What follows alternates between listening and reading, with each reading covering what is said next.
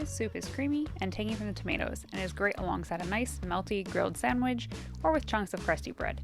It's perfect to make with pantry staples as it uses canned tomatoes and beans along with dried spices. First things first, you're going to blend up a cream base for the soup. To your blender, you'll add a can of drained and rinsed white beans, a half cup of cashews or sunflower seeds, and one 28-ounce can of fire roasted diced tomatoes. Blend this up until it's completely smooth, and then you can set it aside while you start on the soup. You'll start by sauteing a diced onion in about 1 tablespoon of oil over a medium-high heat. You're going to want the onion to get mostly cooked through and soft before adding any more ingredients, as the acidity in the tomatoes will kind of freeze the cooking process of the onions. So to prevent the onions from being too crunchy or having too much of a bite to them, you can make sure they're basically fully cooked before adding any tomatoes.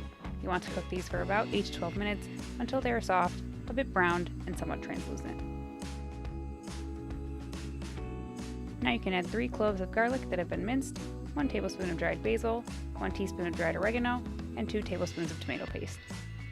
Cook this over that medium-high heat for 1 to 2 minutes, stirring pretty constantly that whole time to prevent the spices from burning.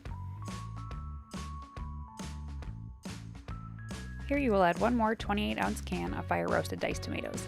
These whole pieces will give the soup a nice variety in texture from the ones that were blended.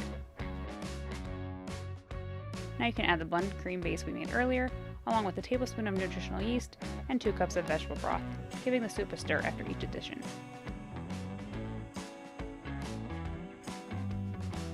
Allow the soup to simmer for about 15 to 20 minutes, stirring every so often.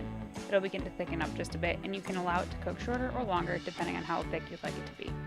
Now you can ladle this into bowls to serve. It can be topped with crusty bread, croutons, or served along with a nice melted, grilled up sandwich for dipping. I hope you enjoy this nice, warm, creamy tomato basil soup. It's easy to make and quick to whip up with a few pantry staples. You can grab the full recipe in the description box below. Let me know if you make it, and figuratively, metaphorically, abstractly, let's eat together.